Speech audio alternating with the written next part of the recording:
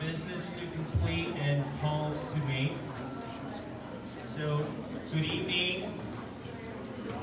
My name is David Campos. I'm proud to be the chair of the San Francisco Democratic County Central Committee. Welcome to our meeting of Wednesday, October 24th, 2018.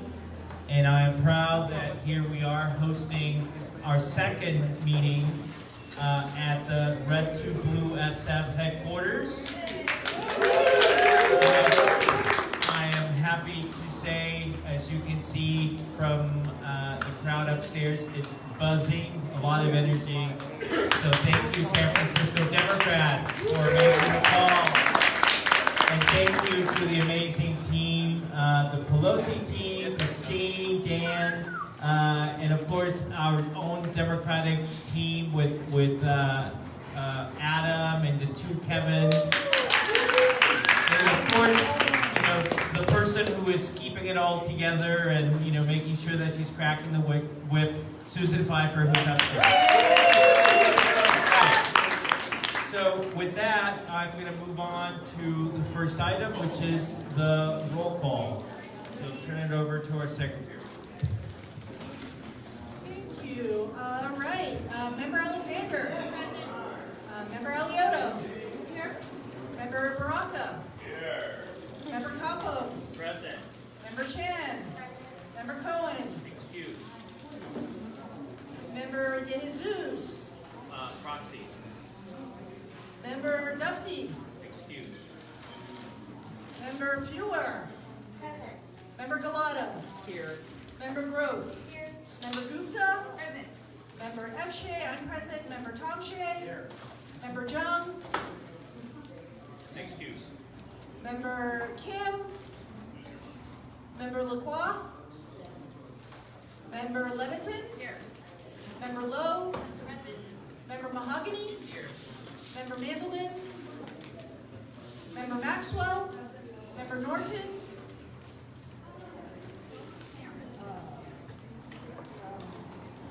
Sorry, ex officios, moving on. Feinstein. Pelosi. Present. Spear. Ma. Wiener. Here. Ting. Here. And Chu. Thank you very much. And if we could now move on to item number 2, which is approval of the meeting agenda.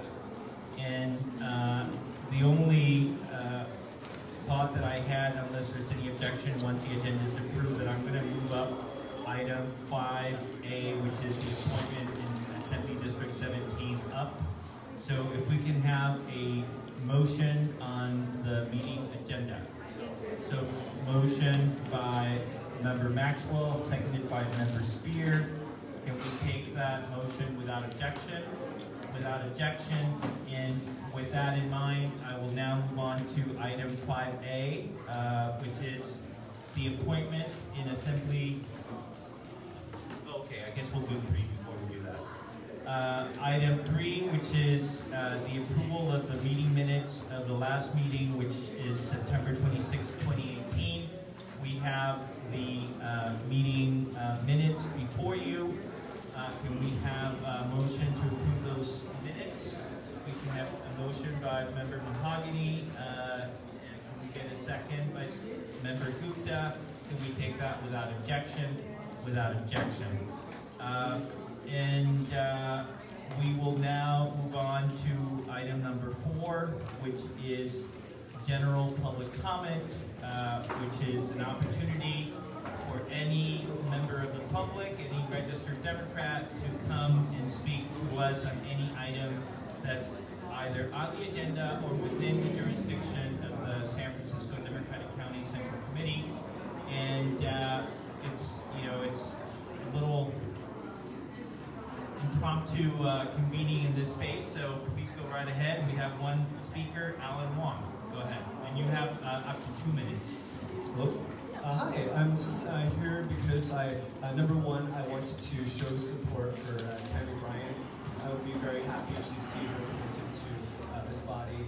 I've known her since I was 16 or 17 years old when we fought together for for students at the school district, for student voice, so that the students there could have a voice against a superintendent that didn't want to listen to us. She was always there for you. Folks like Henny were there when we were all working together against an unfair administration. So it's my joy to see such a person that has such a range for social justice be able to serve on the body. Secondly, I saw, so there was a resolution for hotel workers. Thank you, Elizabeth and Peter. My dad is a union hotel cook. He's been a union hotel cook for the past 20 years. And it means a lot to me. The efforts by Local 2 has made a difference in my life. When I was young, my mom and dad, they always worked very hard to try to keep my family in the Sunset District and Tammany in-laws so that we could be within walking distance to schools like Jefferson, to Lincoln, to Hoover. And because my dad had the power of the union behind him, working to fight for him, even though he was on strike, even though he was locked out, the union was able to help him advocate and be able to keep us in San Francisco, keep us in the neighborhood. So with that said, I'm here to show support for the other hotel workers who are working down in San Francisco. And I'd be so happy for the Democratic Party to pass a resolution to support the hotel workers. Thank you. Thank you very much. Thank you. Is there any other member of the public who would like to speak? I don't see any other cards. Oh, please. Okay, so go ahead. And Adam has the time, by the way. Oh, here. I don't think you can time yourself.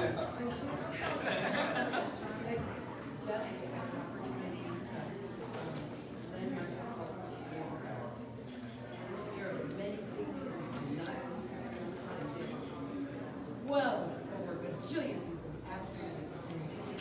And when you need to have the fight for justice, who's right for people. So, I know that woman, she's an amazing. Thank you. Next speaker. Hi everybody. My name is Sean. I've known Tammy for about 4 or 5 years now. I didn't know that you were being appointed, so I'm very happy I'm here to congratulate you and to say that she would be an amazing addition to this body. I have seen her out there advocating not only for the issues but the candidates that we all believe in. We're always on the same page in terms of what we believe in, which is actually San Francisco and the resident. So congratulations. Thank you. And we will turn it over to Christine Pelosi. And I wanted to say, Christine, on behalf of the San Francisco Democratic Party, you have done an incredible job being here, every day, making sure that this is properly staffed. And I think that we as a party owe you a big deal, a great deal. So thank you so much for all your work. And thank you to Leader Pelosi and her team for making it happen. Thank you, David, Mr. Chairman. I just want to make a brief announcement. Actually, we should thank Bella because she's one of the staff in the cafe. I just want to make a pitch. I just wanted to make a pitch for the last 13 days. We are so close in a lot of these races, so it's great that you're all here tonight. If you could go home and do me a favor and text all the wonderful people, including Tammy, our new member, come in, text all the people who supported you for Central Committee and ask them to do at least one shift here on the phones. We need you, it's great. It is very close, but with your help, we'll make it happen. Red2sf.org. Please sign up for a shift. I see most of you upstairs, so please bring all your friends in. We'll have one final get out the vote with my mom. She says hello from LA, and then Chicago, and then the East Coast, and then she's going to be on Stephen Colbert on Tuesday night. That's right. So Tuesday night, and then Saturday at noon before the election, to march 100 hours until the polls close in the East. We'll have a get out the vote rally right here Saturday before the election. We'll have a shift from 8 to 12, a rally from 12 to 1, and then another shift at 1 o'clock. So bring your friends, bring your neighbors, don't forget to come, and thanks everybody, and thank you. Thank you. And just so of the audience know that we're live streaming, so just I think you found the spot right in front of the camera phone. So thank you very much. We have a couple more speakers. Of course, Henny Kelly. Yeah, I'm kind of excited about Tammy Bryan, and not for Tammy, for you. Yeah, I say that. But, I work with seniors now, but I used to teach school, and then I was the president of the Richmond District Democratic Club, and we gave scholarships on prizes to students who would write an essay about why it is important for young people to get involved in politics even before they can vote. And who was it that won the first prize? My daughter, Marisa Martinez. All right. Daughter Marisa Martinez. Now, I didn't know that was her daughter, but I read this essay and it was magnificent. It was exactly the way I thought that this young child understood why it was important to be involved in politics from a young age and to really understand it. And guess what? When I found out who her mother was, I understood it even better. And not only that, she was a great writer. As an English teacher, I didn't touch that sheet. Not one mistake. So, like daughter, like mother, it's going to be a good 3.5 years or whatever it's going to be. Thank you, Henny. And our last speaker, and I also want to thank him because he is half of the incredible Kevin team that is staffing this office, Kevin Ortiz. So I did not know Tammy was getting appointed today, so I definitely want to lead my support. Tammy has been a fierce advocate for our marginalized communities and has really played her role well as an ally. I am excited to see her on this board. She's like family and she's been a long time here in the Latino Democratic Club. That being said, I also want to echo a sales pitch to have everyone come and stay afterwards. We have 13 days left until the election. We're going to be open GOTV 8 to 8 p.m. Every day for the last 4 days, but you can always make a couple calls after this as well. We can always get you set up. Thank you everyone for being here. Thank you, Kevin. So unless there's anyone else that closes public comment, we will now move on to item 5, beginning with the chair's report. In item A for the chair report, the first thing is the appointment in AB 17. Just so that people know, Mayor Ellen Breed submitted her resignation from this body, and we want to thank her for her service as a member of the TCCC. So, Mayor Breed, if you're watching us, thank you very much. We see you Rudy, the representative. So it's understandable that as mayor, she simply does not have the time to serve on this body. And the way the process works is, as chair, you make a nomination, and then the nomination is presented to the full board. And in considering different nominations and what's possible, I certainly think it's important to take into consideration the recommendation of the person who's leaving. Sometimes you agree with it, sometimes you don't. But in this case, Mayor Breed recommended Tammy Bryan for consideration. And I'm happy and proud to agree with her recommendation. Those of us who have known Tammy for quite some time know her passion for social justice, her commitment to the values and principles that make us Democrats. She has a long history of involvement with the labor movement, which is such an important part of what we do as a party. I think that for Mayor Breed, it was important to have someone from her supervisor district, District 5, being represented. And you heard some of the comments that were made about Tammy Bryan. So with that, I would simply make a motion that we appoint Tammy Bryan to fill the vacancy left by Mayor Breed, seconded by Matthew Rothschild on behalf of Supervisor Wiener. And all those in favor, please say aye. Aye. Any opposed? Any abstentions? It's unanimous. Tammy, congratulations. So with that, before we move forward, if you can please come up. Maybe I can do it do it from here. Tammy, if you can stand here so that, should I go around or? Do it from here. I have, so if you can take the mic. You can please raise your right hand. Repeat after me. I state your name.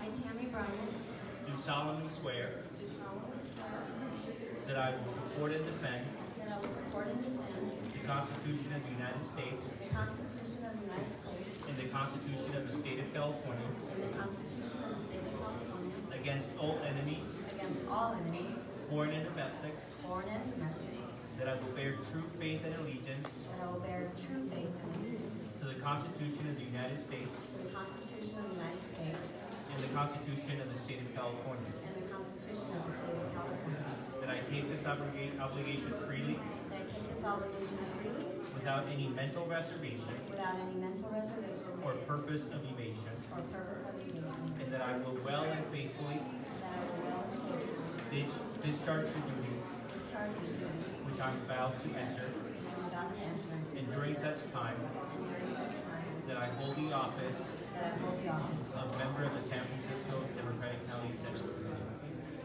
Of member of member of the of the San Francisco Democratic County Central Committee. Democratic County Central Committee. Congratulations. Take your seat.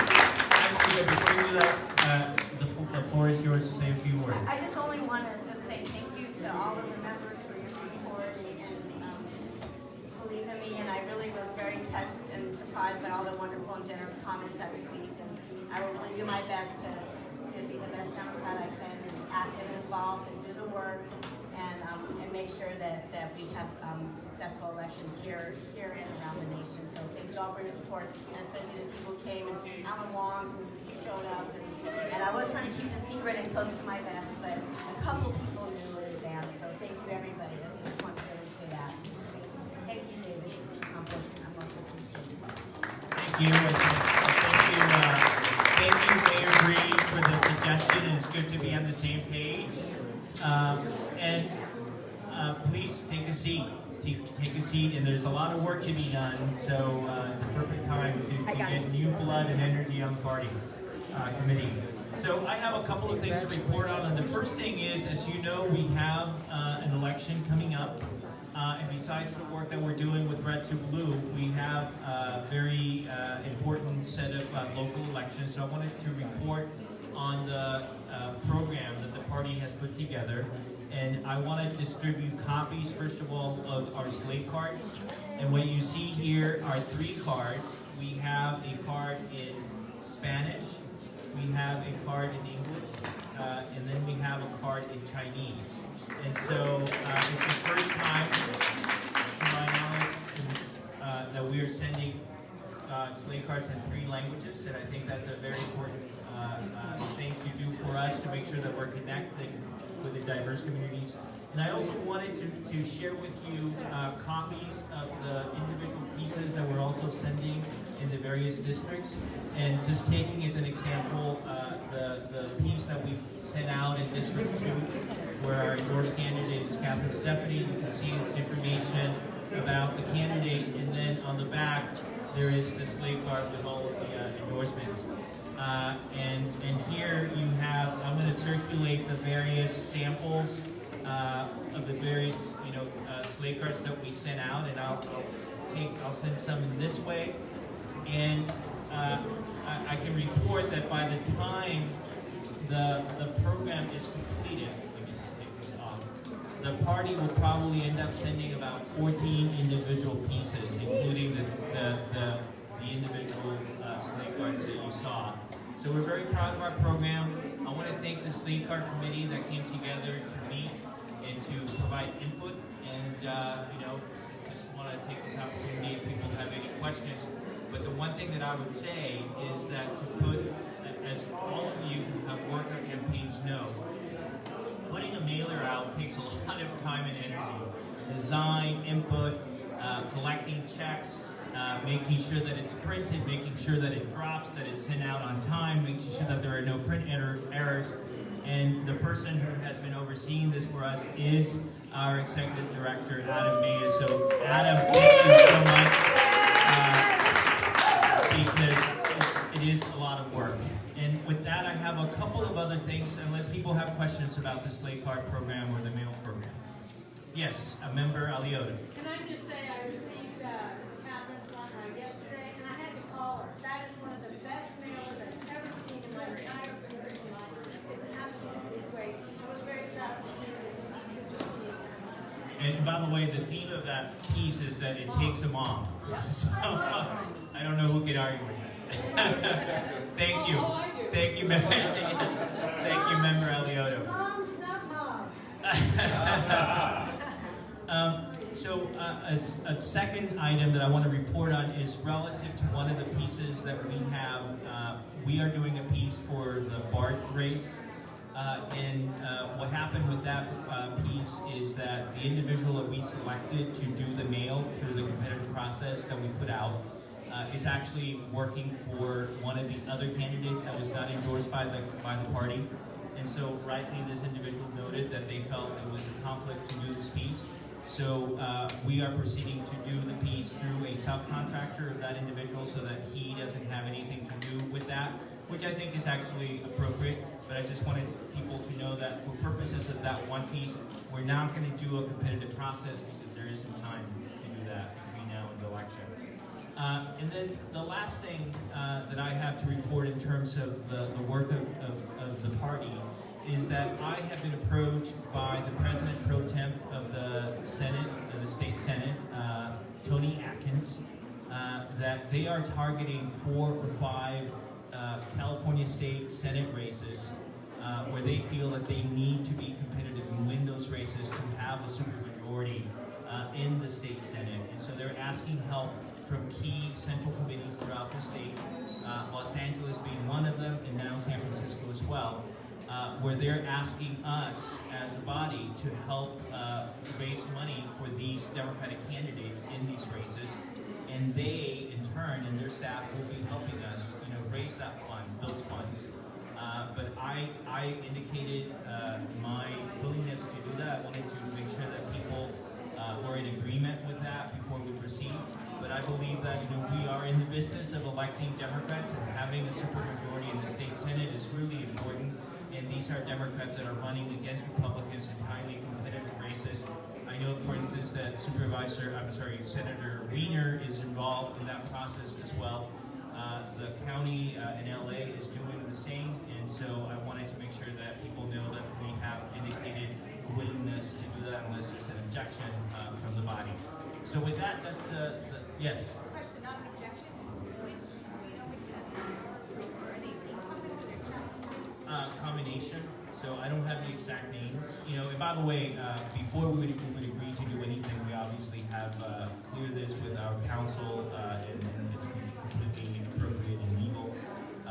But I'm happy to give you more information as we have those discussions with them. With that, I'll turn it over now to our finance. Yes. I know we talked about this the last meeting, but it's been busy, but is it possible to send out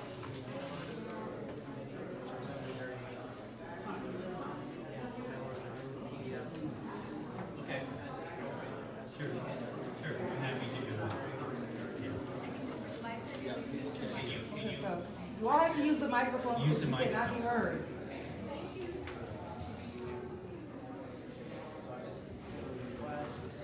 I'm going to request that we have the mailer sent out to the committee as a whole as they become available and as they drop, just so that we can see them, because they're all going to different subsets of the voters and different ethnicities and different districts.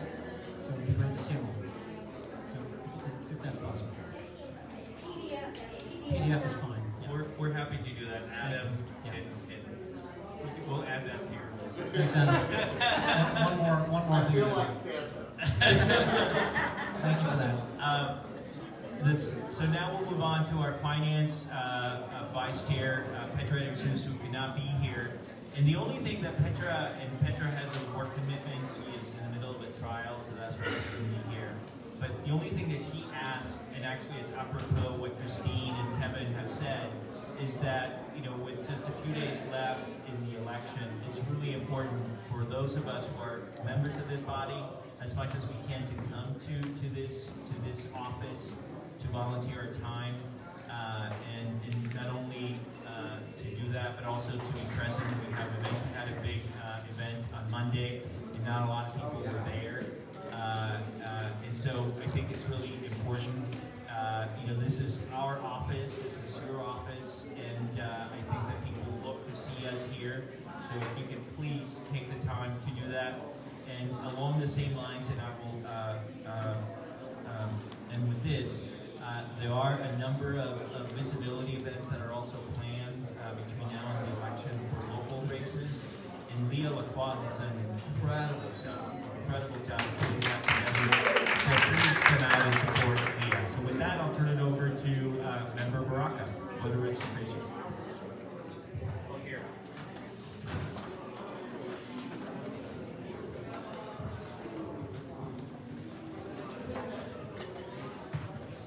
Thank you. I just had a couple of things I wanted to mention. I was going over a few statistics for voter registration, and San Francisco still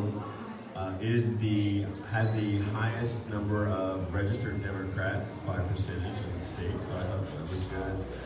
We're up in total, I think 0.4%. So that does represent a lot of folks. There are some programs that I have been working on that haven't quite been able to make come to fruition, but I'm trying to get some money to do some of the things that we want to do around some of the canvassing for voter registration, so we're still trying to get that off the ground. But I also wanted to mention that if folks have friends who did not meet the deadline for voter registration on the 22nd, please have them Google conditional voter registration, and they can find out all the rules surrounding that. And I also want to thank Susan Pfeiffer for all of her work that she does registering voters in Paramount, the new citizens swearing in. That is all. Thank you very much. And now we'll go to clubs. Member Gupta, Vice President Gupta. Here you go. Here.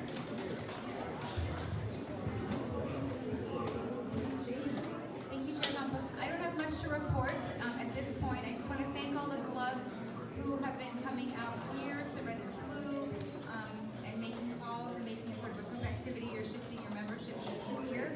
And other than that, this is the last meeting of this year. Then we'll be planning for a leadership circle early in the new year. And I mentioned this earlier, and I really cannot thank her enough for all the work she has done. Member Lacroix, outreach. All right, it's that time. I told you I would test her. I've sent text messages, I've called, left voice messages, and I will be doing that again between now and Election Day. This lovely sheet of paper has circulated this room. There's 4 of them out there. Be sure to sign up for at least one day. And if there's a day that, like, if you're like, oh, mornings don't work for me, I'd rather do evenings, or, you know, a weekend works better, I'm happy to make that happen.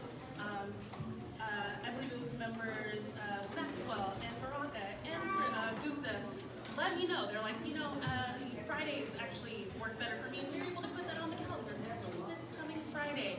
And I hear there's some drinks happening after as well, so feel free to join us on that day. But just to give you a snapshot of what's going on, tomorrow morning, we're going to be at Cole and Carl, so bring your gloves, passing out our slate cards. Friday evening, we're going to be at Church and Market, also passing out our slate cards. And next week has a full set of morning and evening visibility, also not on Halloween night, so everyone can be with their children or their friends, enjoying that time. But I just really want to take a moment to shout out the folks who have been able to work it into their schedule. I know it's really rough.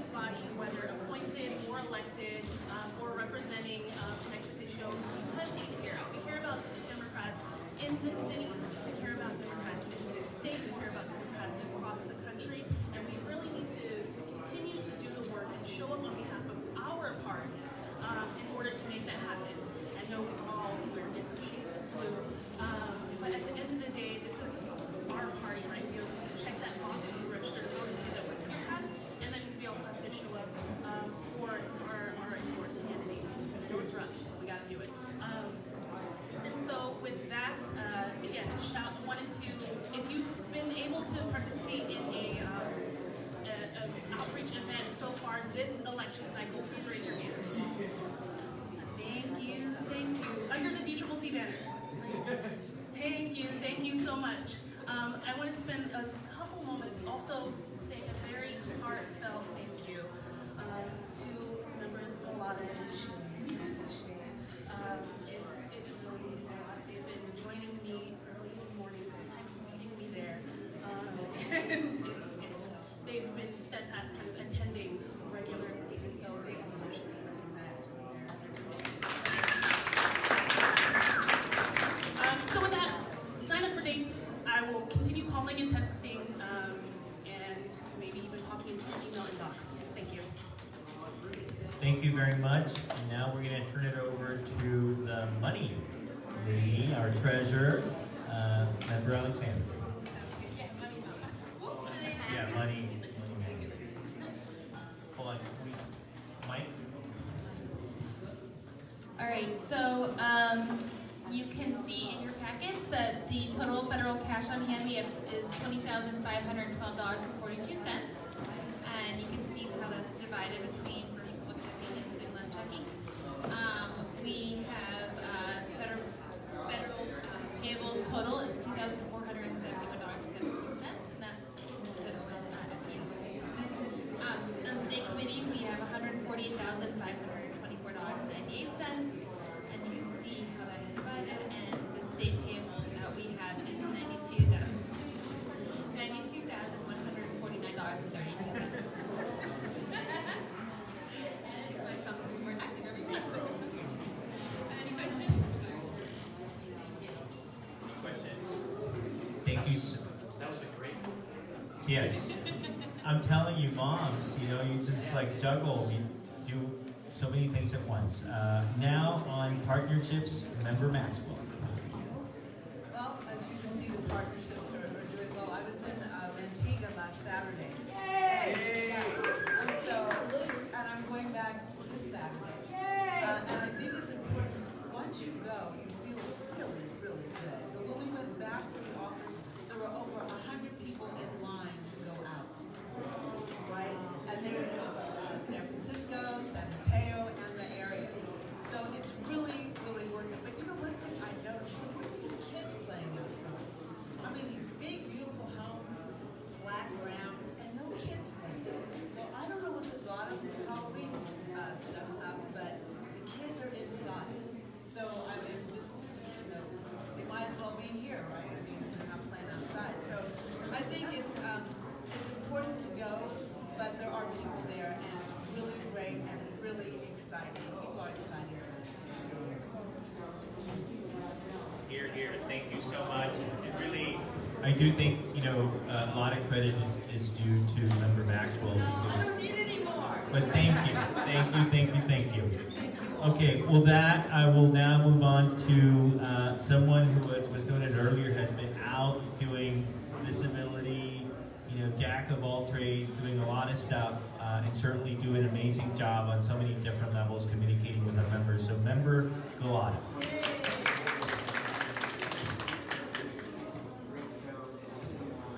Thank you, Chair Campos. So 13 days left. My ask to committee members is to help us get the word out and communicate through social media, through email, text, call, sharing out all of our events. So we've been pushing out all of our Rent to Blue SF partner events with Team Pelosi.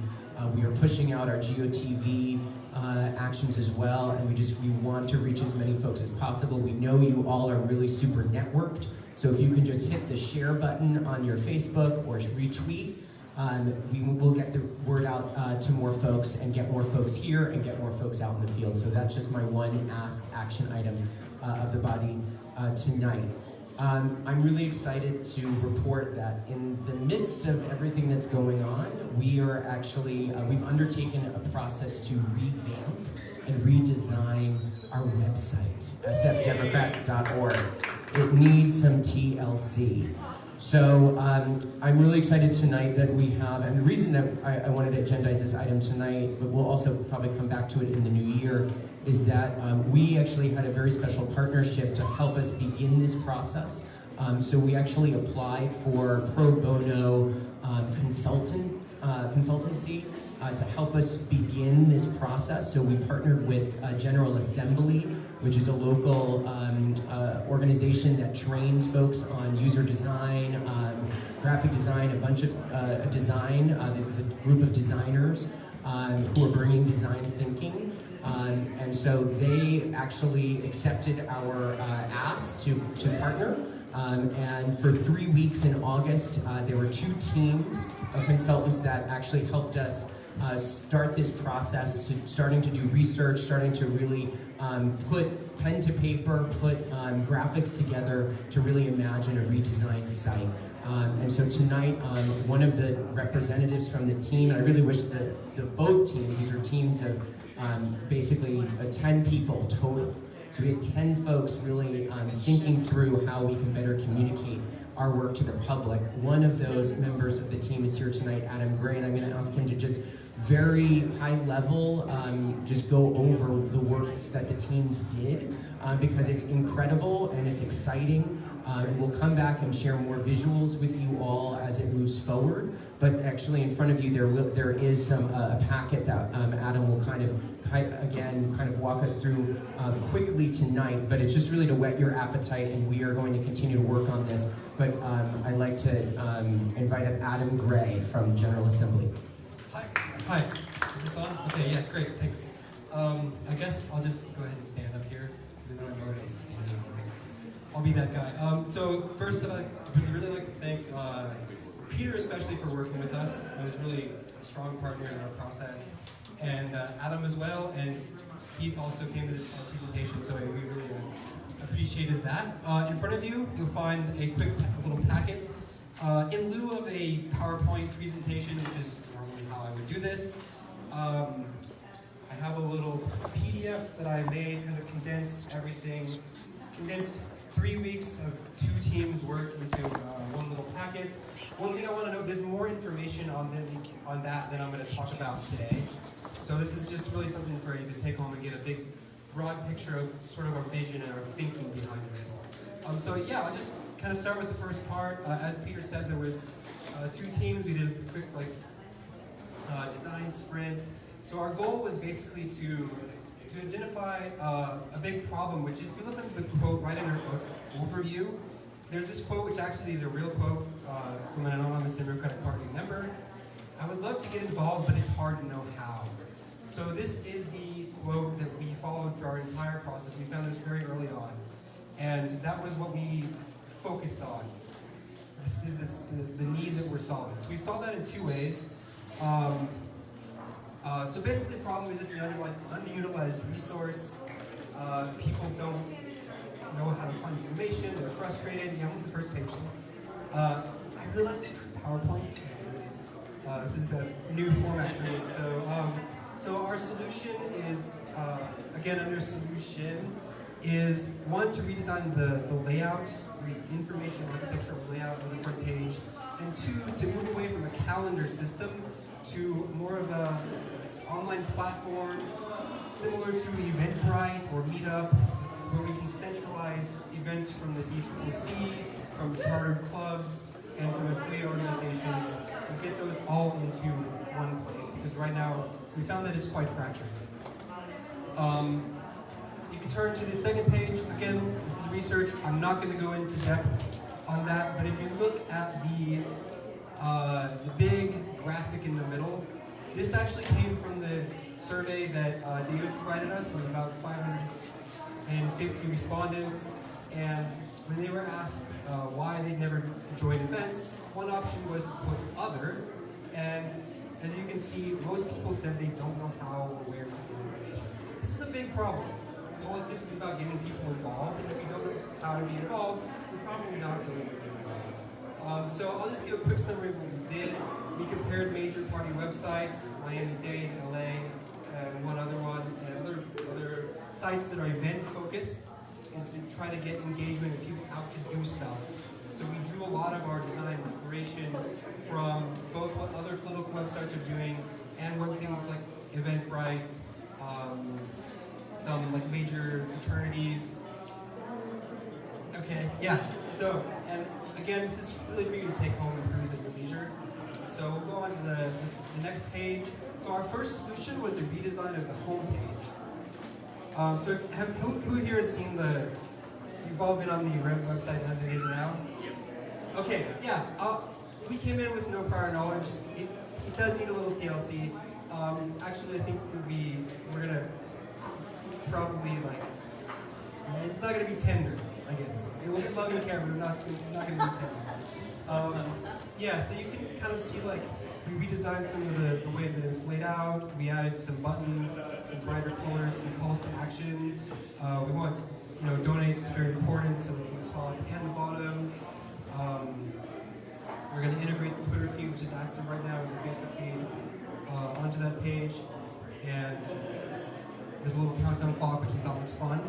And the thing that I'll sort of finish up with is the last page.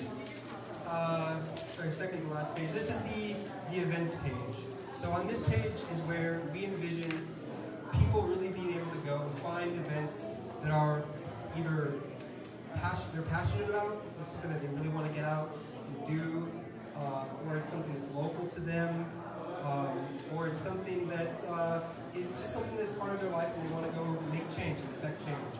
So they're going to be able to find high level, they're going to find the Democratic Central Committee events. That'll be the first thing they see. Second, we'll have the chartered clubs and their monthly meetings and their actions. And third, the affiliate organizations, which we found were very well funded and very active. And really, people are really engaged through that. So kind of in summary, we want to sort of, we'll see on the last page, we have a high-level summary.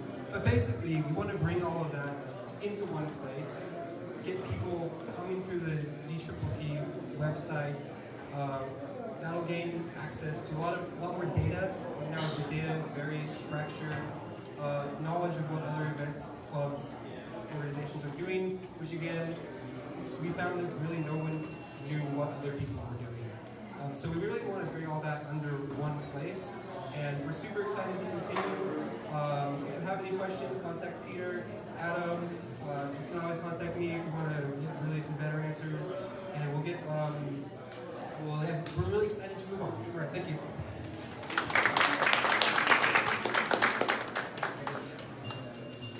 I just want to again just thank Adam and the entire team. They couldn't be here tonight, but they put in significant hours on this and have done, as I said, incredible work. You're just seeing a piece of it, and I'd love to share more with all of you, and we will. And the hope is that we will continue to move this forward and hopefully see a new website launch in 2019. So stay tuned. And thank you again, Adam, for being here tonight.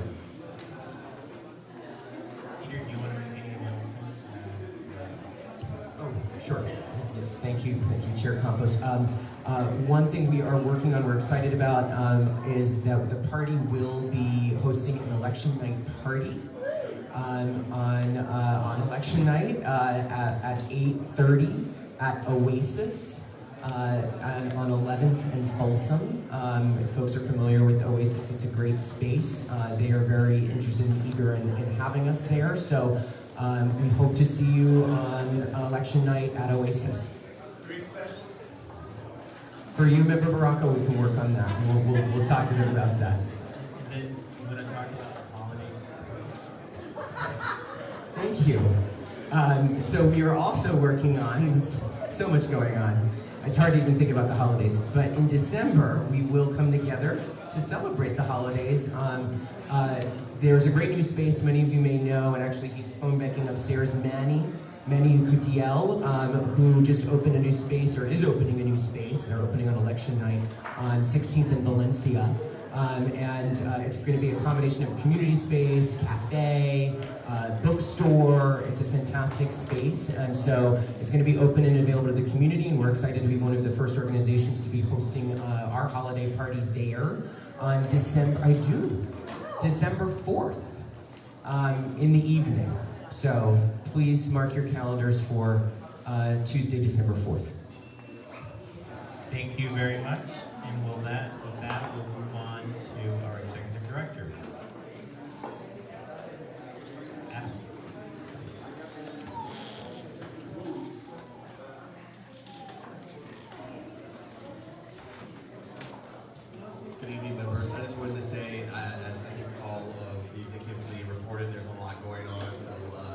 know me, I might not be as fast as usual with my new campaign manager hat here at Red to Blue, but I will get back to you as soon as possible. And if there's any other kind of information you might need, every track of communication. Again, thank you, Adam. Big round of applause for Adam. Thank you. So now our regional director, Minnie Kelly.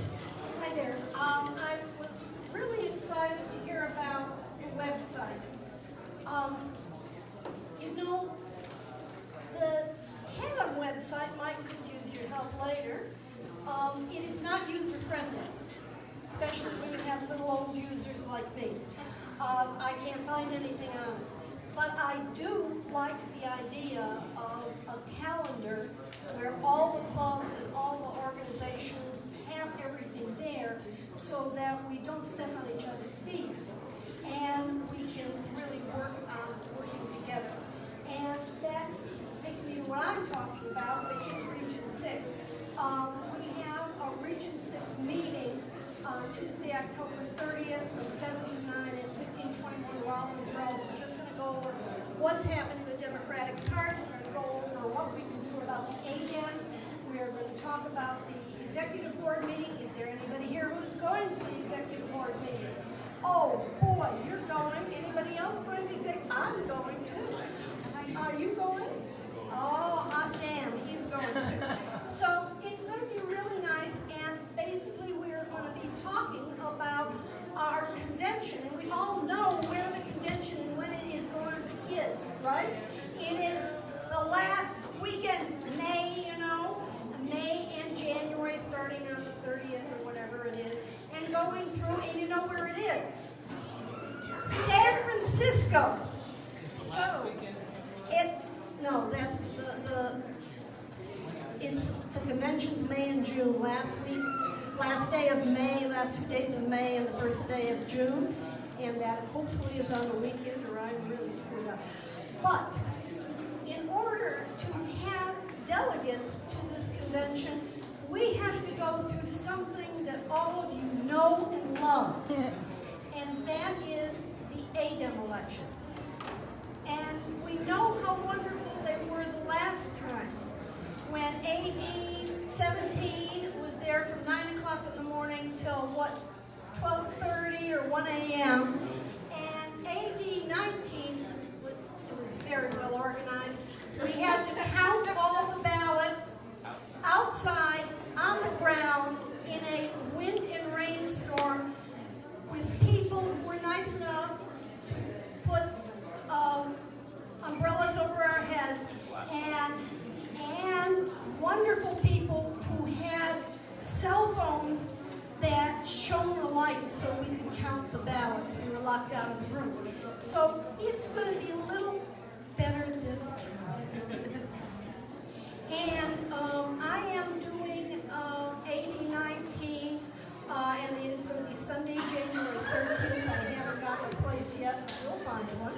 And the 17th, which is a Saturday, the 17th is going to be on Saturday, January 12th, and our conveners for that are Kevin, Bart, and who is that woman over there? Francis Shea. And we really will be getting you information, but we really, really want to make sure that we get as many Democrats there as possible. It's the way to start on the presidential election. It really is. So we get a couple of hundred people there. We can get them activated on different things. So I'm hoping that our Democratic County Central Committee will have people there and all sorts of information for people to do that. So that's about it. Thank you. Thank you very much, Penny. Thank you for all your work. With that, we'll move on to item number 6, which is an update and presentation from the campaign on No on 6, which is on the ballot, and we were proud to take that position as a party. So with that, I'll turn it over to you, and you have the mic. Hello, thanks for having me. I'm Seth Miller, and I'm on the No on 6 campaign. Sorry to turn my back on you all, but as a San Francisco resident, we think about transportation all the time. My kids take the bus, I'm biking, we're multimodal here. but there's an attack coming from this Proposition 6. This is a direct attack on what we think is sacred, what we know drives the economy. This is fundamental stuff. You might have seen the yellow bus around. We worked really hard to pass this gas tax in 2017. It's in place. There are 6,500 projects around the state. $380 million in the Bay Area on projects on the streets right now that's at risk. So this is a gut check for Democrats. The Republican Party has ponied up money to try to repeal a gas tax to fix our roads, right? They're attacking our direct money. They're attacking what we have worked really hard to do. Recall the senator, too. And Josh Newman paid the price for it. So you all know this better than anyone. I want it to be on front of your mind, though, when you're on the phone talking to folks. This is one of those, if you're a voter in Central Valley, hey, I don't want to pay so much at the pump. Maybe I just say I repeal the gas tax. Maybe it's a good idea. Absolutely not. This is an investment in our future. It's dangerous. And of course you all know it, but I want it to be front of mind if you're on the phone. You guys are banking, pouring out your hearts and your energy in this. The Yes on 6 campaign has buses. They were in San Francisco at the DMV with the long lines, passing out materials. I went down and kind of asked them where they were from. No, those folks weren't from San Francisco, right? They were coming into our terrain and passing out flyers. It's a free, you know, they can do it. It's a free country. And guess what? We have to represent and run up the score. The campaign consultants tell us it's close right now, but in San Francisco and the Bay Area, we have to run up the score, and we have to get out the vote and say no on 6. And that's all I got for you. Woo! Thank you. Thank you very much. And just so you know, the No on 6 logo is prominently featured in our slate card. Any questions? Great. Thank you so much. And please do whatever we can to make sure that people vote no on 6. Spread the word. Now we'll go on to item number 7, which is simply a discussion of the latest developments as people have been following the candidacy of Josephine Zhao for the Board of Education. As you know, at some point this individual had dropped out of the race, and it's not clear whether or not she actually did. There are reports of people actually campaigning on her behalf with literature. And putting up signs in my district. And so I wanted to just have an opportunity for us to discuss. One thing that I will note about part of our program is that we will be doing, working with the state party, which actually is very interested in what happens in the area of education, especially with Tony Thurman, who is being challenged by a charter school back candidate. We are doing an education piece that highlights our education candidates endorsed by the Democratic Party, but I wanted to give an opportunity to folks in the committee to say a few words. Member Mahogany.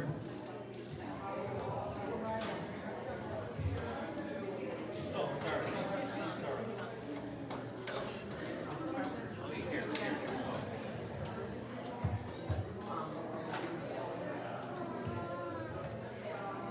I guess I'm not surprised. You know, with this particular school board candidate, you know, I believe specifically because the transgender community was really implicated in a lot of why she dropped out of the race. I think that we were willing to be proven wrong if she came forward and apologized and actually showed that she was sorry, but instead she was proven to be a liar, right? We saw several times that she went back on her words and would say one thing to us and then something else to her constituents. And, you know, unfortunately, some of this got lost as being, you know, cultural insensitivity, and it was called many, many things. But at the end of the day, the fact is that she was saying one thing to one group of people and another to another group of people. And so it's no surprise to me that she is now saying to us that she has dropped out of the race while, you know, again, doing the opposite, continuing to campaign, refusing to close out her finances, and refusing to publicly say that if she were to win that she would not take that seat. So I think, you know, she is playing a very dangerous game. And I think as a party, we need to recognize that this person is extremely dishonest and extremely manipulative. And whether or not we are willing to allow someone like that to hold an elected position and represent the Democratic Party, because we know that on the federal level, unfortunately, we have a president that lies on average 4 to 5 times a day. And so I would hate for the Democratic Party to, you know, be tainted by that same behavior. Thank you very much. Member Galata. Oh, Member Mike.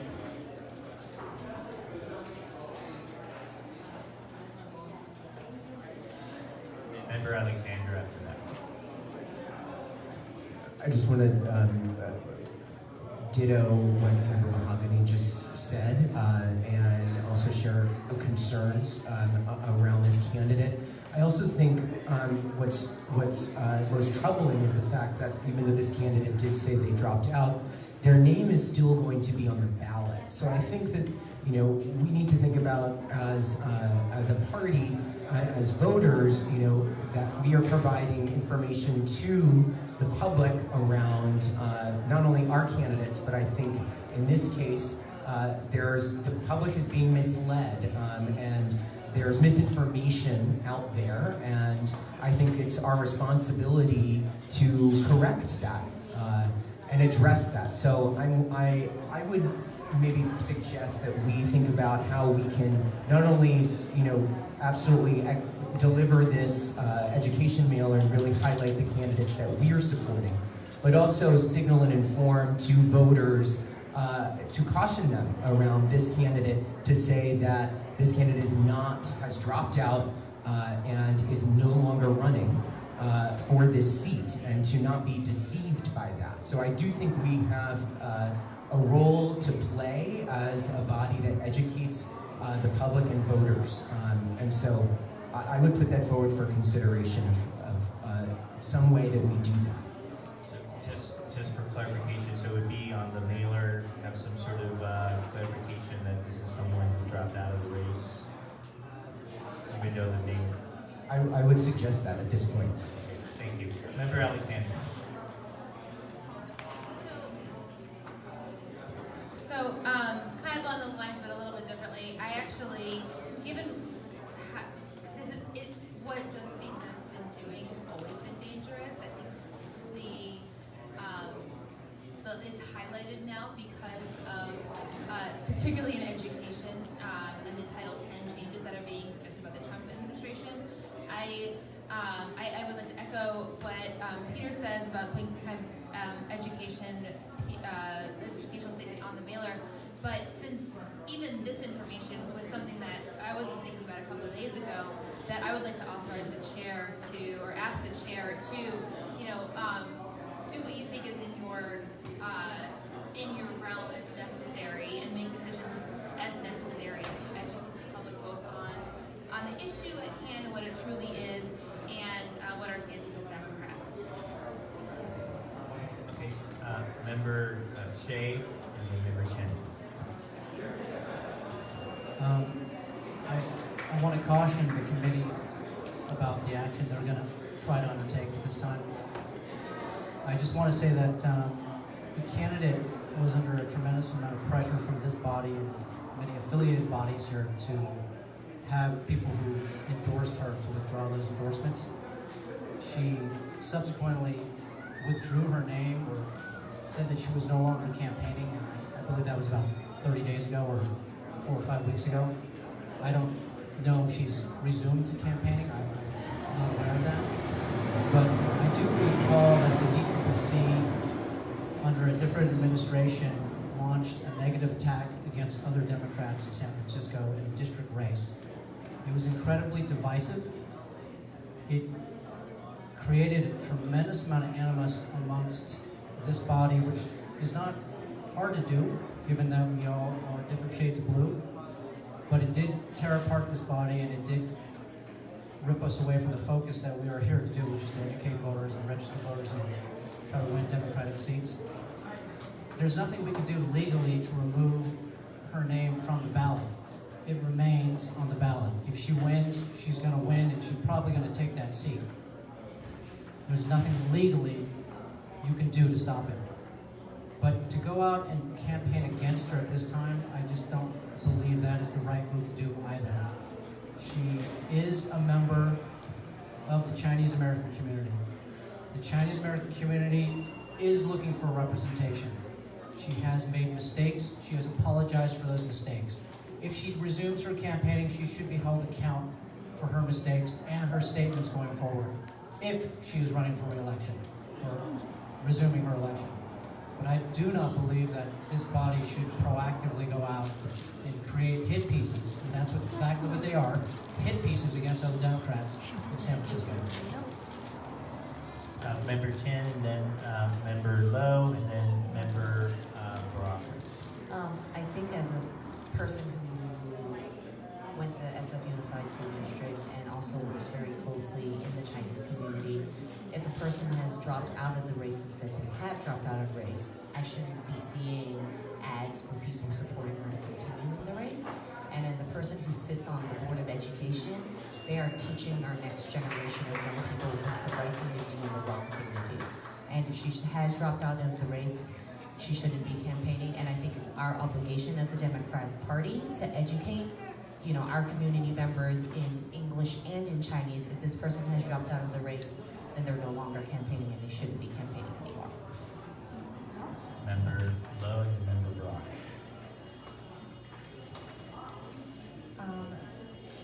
Thank you for bringing this topic to discussion. It has been a really difficult one. I think for many of us it's been very conflicting. As someone from the Chinese American community, we are looking for representation. Many parents are, families are. Sorry, I'm having trouble hearing. Sorry. Okay, let me speak up. I think we all feel very conflicted about this. The Chinese American community is looking for representation. School board matters. Education matters. And I think at the end of the day, we're looking for integrity in the political leaders that we want to elect and we want to lead. This candidate has immense support. Her base is strong. She's able to organize. And I think that's why there is a lot of weight in what she says and how she acts. And we're looking for people to have integrity when they hold elected office and when we look for role models in our society, in our community. To that point, I don't think we want to do necessarily an attack ad. We are sharing, frankly, the information that she had put out in the San Francisco Examiner, that she was withdrawing from the race. Now, while we cannot, she herself could not legally take her name off of the ballot. She could have closed her account. She could have posted it on her website. She could have disseminated that information in the Chinese and in the English press. But that was not the case, and I think that's what's so disturbing about this, is that you cannot, I don't think we should hold this candidate necessarily accountable for her supporters or her base, but could she actually speak out and say, hey, I am no longer running, and that has not been the case. She has not updated her website. If anything, the latest website is actually an op-ed in her favor. So I do feel that there is something going on that is not exactly forthright. So I think in terms of what piece we share, it really should not be an attack on her character, but it could just say, this candidate has publicly said she has withdrawn from the race. She is not running, she is not for consideration, but her name still remains on the ballot. Now that being said, I also want to echo, what Jen was saying. We have a lot of work to do in our communities. There is a lot of hurt, there's a lot of misunderstanding, and it's a hard topic. I have this all the time with my own parents, with my own family that don't see eye to eye with me or share the same types of beliefs, but that's a conversation we need to have as Democrats. Those are the conversations that allow us to make societal change. How we got number 45 elected is precisely because we didn't have those conversations, that we didn't actually enable empowerment from an authentic place. And that comes from us reaching out to the Chinese American community, and probably other communities of color, to be quite honest, to have those hard discussions, to actually create relationships, and not do that just around elections.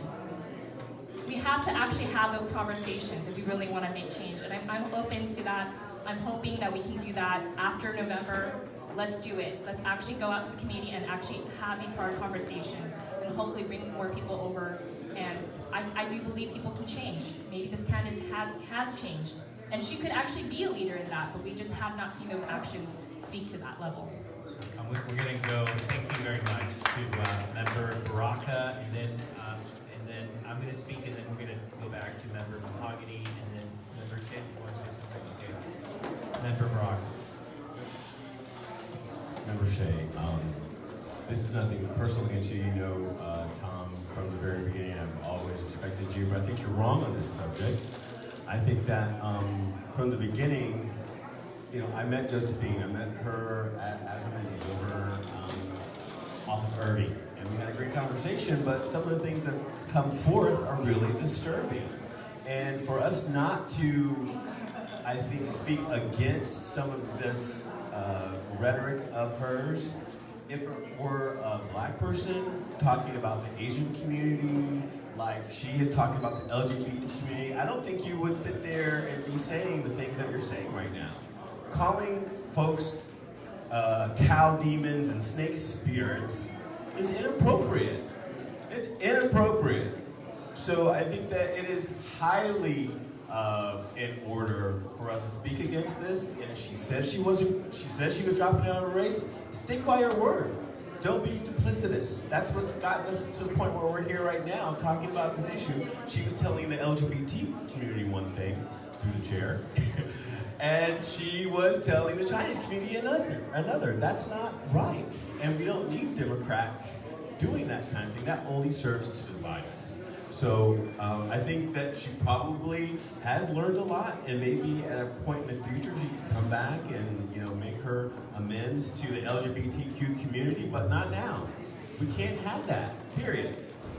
So I'm going to turn it over to Member Fewer, who has not spoken. So Supervisor Fewer.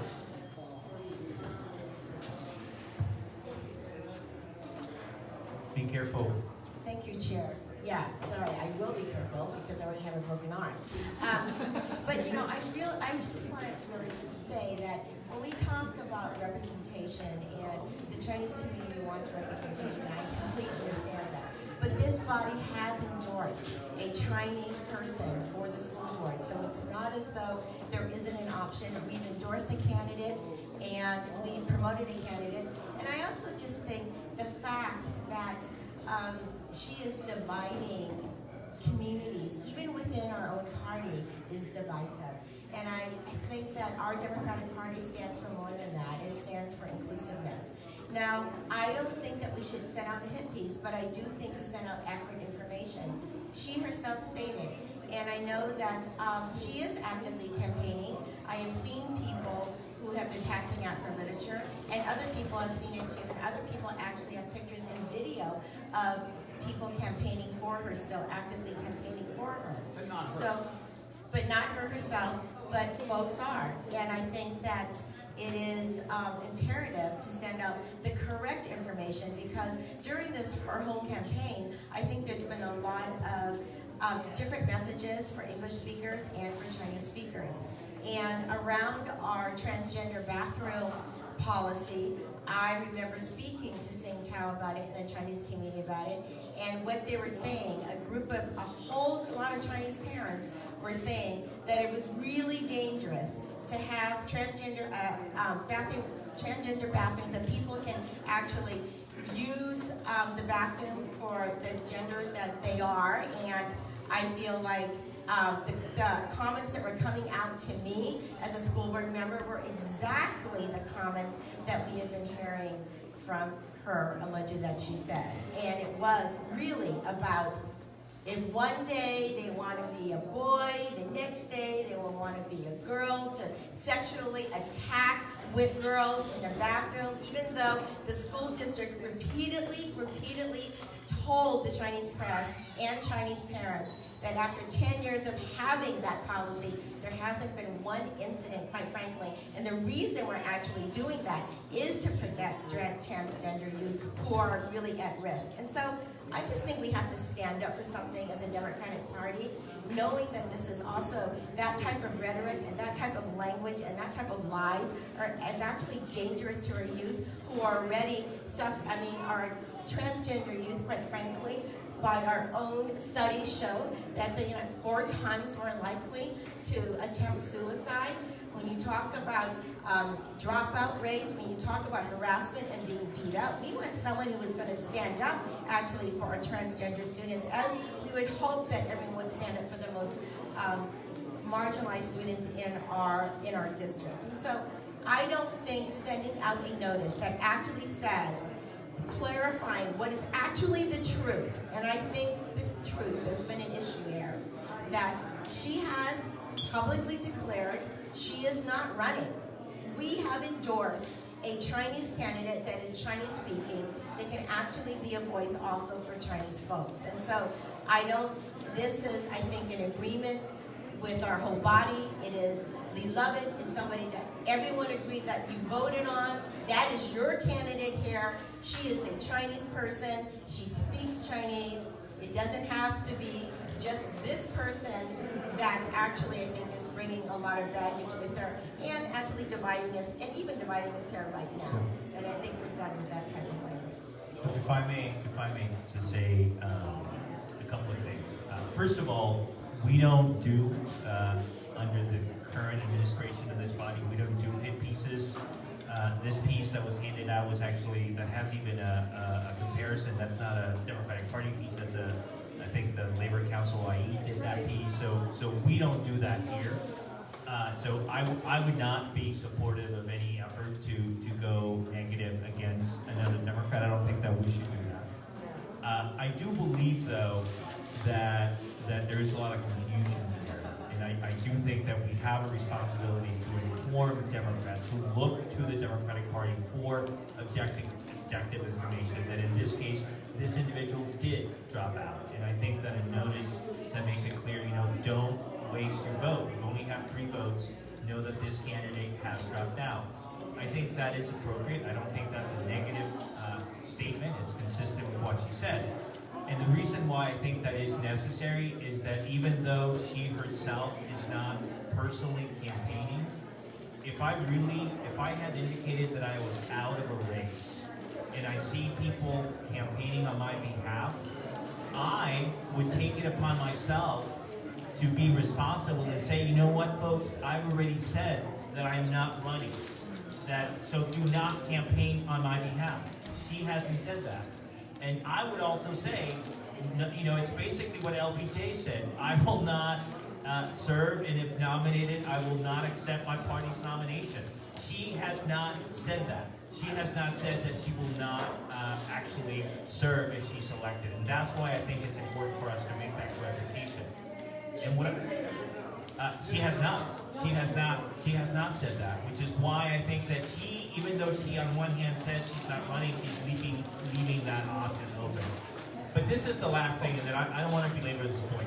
This is why this is so important right now, because I can tell you that for those of us who have transgender friends and gender non-binary people in our lives, I have never seen the level of stress and fear that I have seen in the last few days, because what's coming out of Washington, D.C. is nothing short of the eradication of transgender from the face of this earth. I mean, that is what they are proposing. And it is so scary and terrifying, which is why I think that in this context, what has happened is so critical that we make that point. Again, not a negative attack, but simply a clarification. Honey.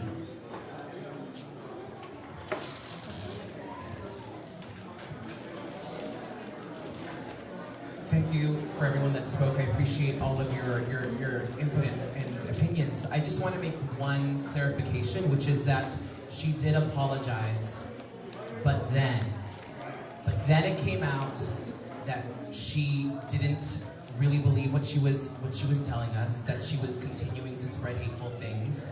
And then it came out again that she told the Chinese community that I know what I have to do. I have to say one thing to them, but I'll keep my true feelings in my heart, and I will make sure that those things do not happen if I'm elected. So I just want to be clear that she hasn't really apologized. She has said one thing to appease us, and then intends on doing the exact opposite. And I think that that is a very dangerous thing.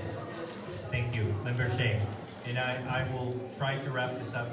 Member Alioto after that. So I just want to reiterate one more time that I think someone can clarify, but it takes about 80,000 votes to become a school board member in San Francisco, roughly. In a presidential election cycle, Okay. in an off cycle, less.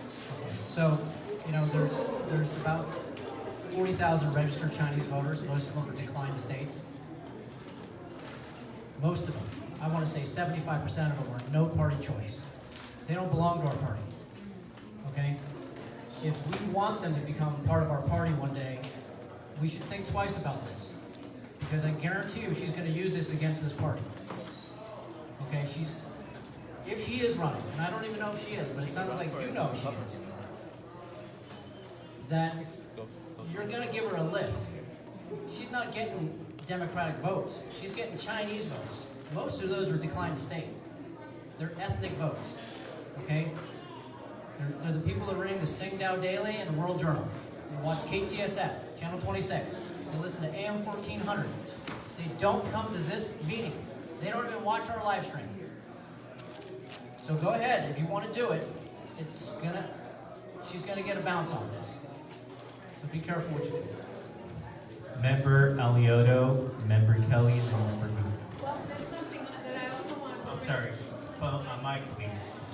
You mean I'm not loud enough? Well, I'm not saying that, but I think they need the mic to hear you. Let me just say that I absolutely, is this on? Yeah. I absolutely agree that Democrats shouldn't be going against Democrats ever, and it should never be aired publicly. But Tom, I want to address something specifically. I'm a discrimination lawyer. In the last 4 days,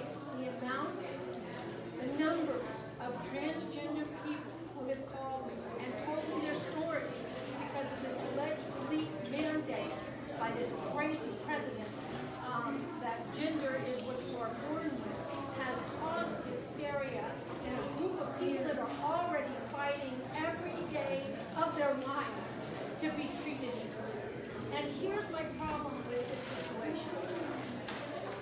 As a discrimination lawyer, I have to pull out of people's mind in the courtroom their bias, their bigotry, their mens rea, okay?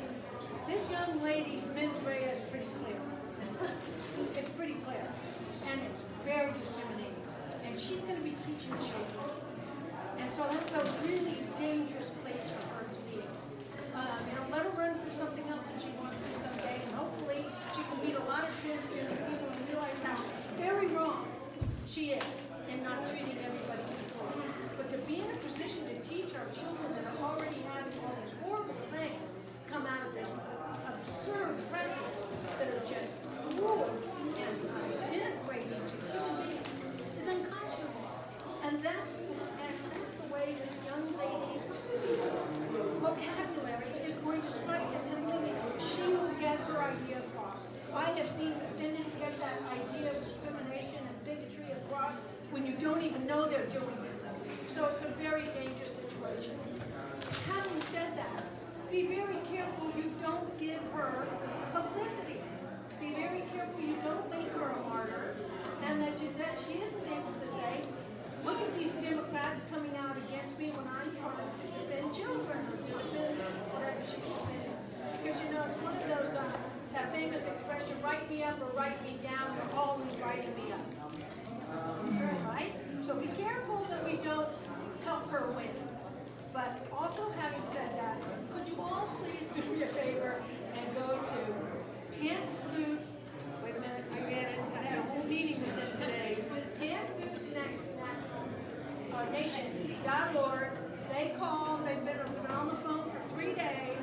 They really need our signatures from the Democratic Party. I actually wrote an email that bounced back because they need signatures to bring to the White House, and I hope the Democratic Party, the DCCC, can support this community.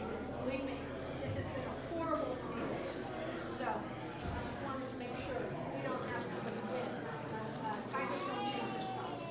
We're happy to publicize that, by the way. We put it on our website. So Member Gupta, and then I think Member Weiner.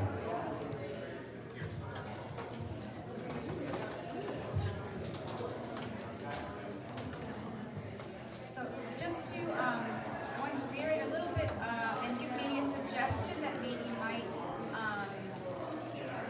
be able to move us forward, because I think we can all agree that nobody wants to do it in peace. That's not productive for anyone, and I think not at all what we were saying.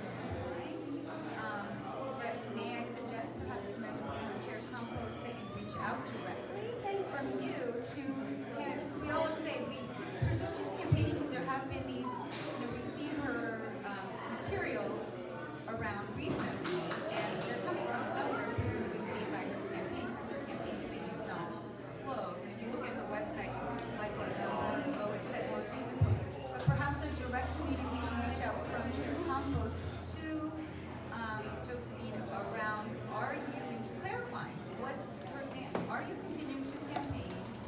And we are concerned as a party, and we would just like to educate voters as our role. So maybe as a suggestion, then we can have that communication moving forward to the rest of us. Happy to do that. Member Weiner. I would have thought that our materials would be printed by now, Mr. Chairman. So I suggest perhaps you put it on the website. There will be a lot of traffic to our website in the 48 hours, to our committee election. So that might be a good idea to put it on the mail. Isn't it already printed? No, it's not. I guess It's a different piece. extra charges for last minute printing.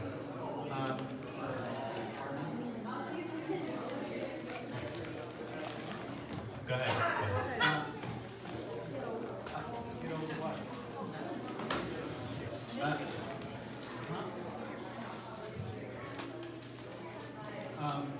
Different members of the committee, people have different relationships. Senator Weiner's office has reached out to Josephine. She is not campaigning. She's given her word to stop that she is not. She's not running. She has said she will not accept election if she's elected again. And I do know people actually have committed to, who contributed to her campaign that have gotten their money back, so that the funds in her campaign account have been reversed and the checks have been sent back to those people. That's all I can really tell you.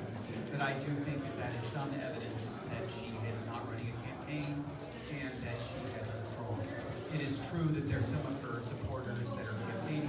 They've been admonished not to. But this is a human being. I know she went to the GAPA event last weekend. She is trying. Honey, you may think that she's not running. You may think she's not being sincere. Maybe she isn't. But I think we have to move forward. She does have a constituency out there that we want to reach out to in the future. We have to try to reach out to them so they understand all of us. I don't think we should give up on Josephine and her supporters.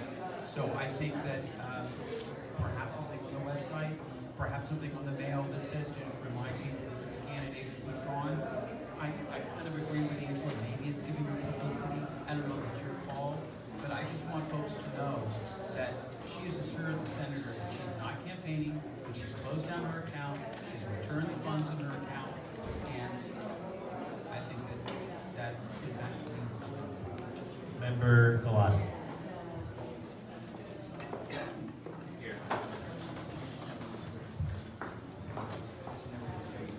So we've heard, I think, significant concerns from the committee members tonight, including myself.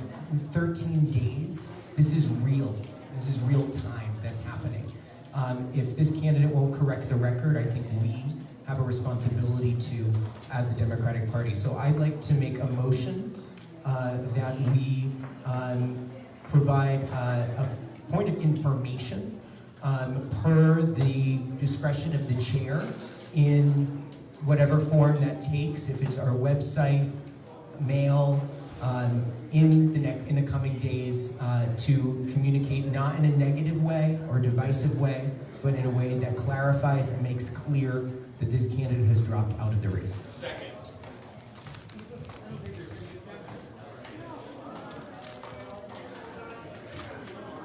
Colleagues, can we take that without objection? Without objection. Thank you, and thank you very much to everyone for I thought it was a very fruitful, very productive discussion, and let's continue to have this conversation as we move forward. With that, let's move on to item number 8, and I'm going to turn it over to Wonder Woman, who does a lot of different things at once. Member Alexander, resolution declaring solidarity with the union strike of Marriott workers and respect for the picket line and boycott. Member Alexander, I think we can get the mic.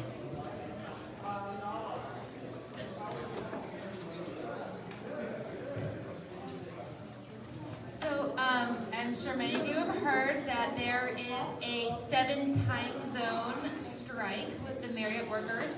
Over 7,000 Marriott workers are on strike. The Marriott has doubled their profits in the last 5 years, but so many of their workers are working 2+ jobs.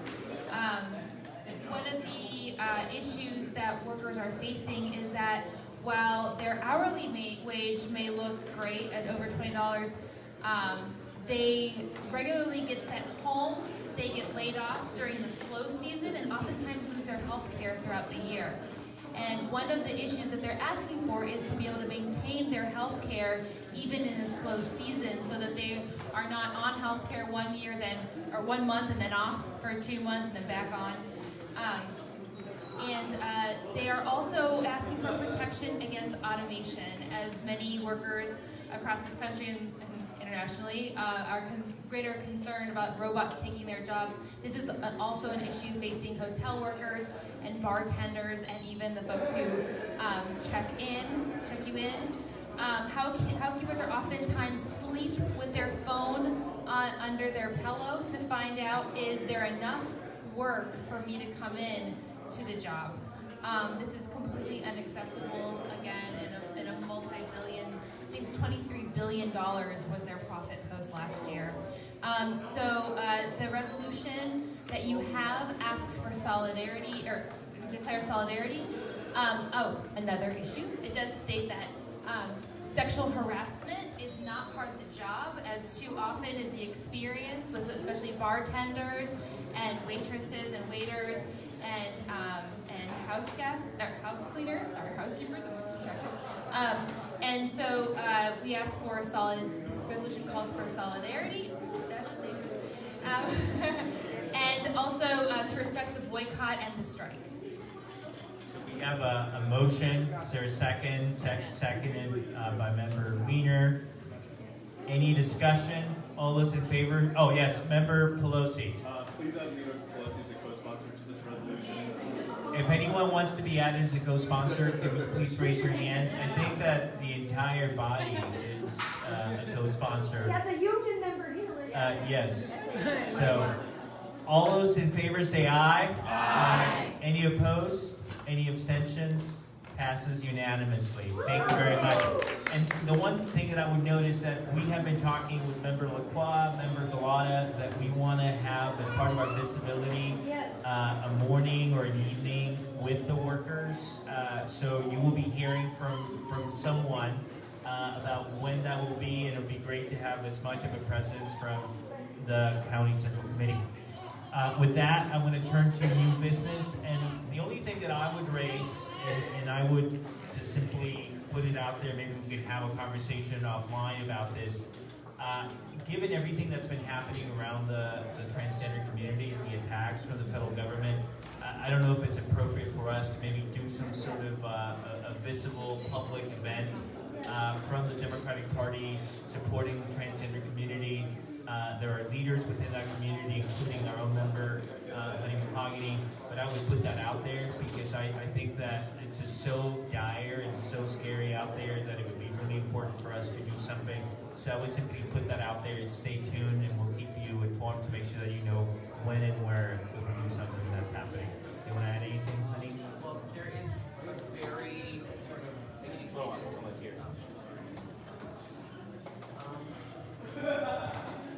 There's more than likely going to be an action on November 3rd. It'll be very nearby here, most likely. If the San Francisco Democratic Party wanted to sign on as a sponsor, then that would be amazing.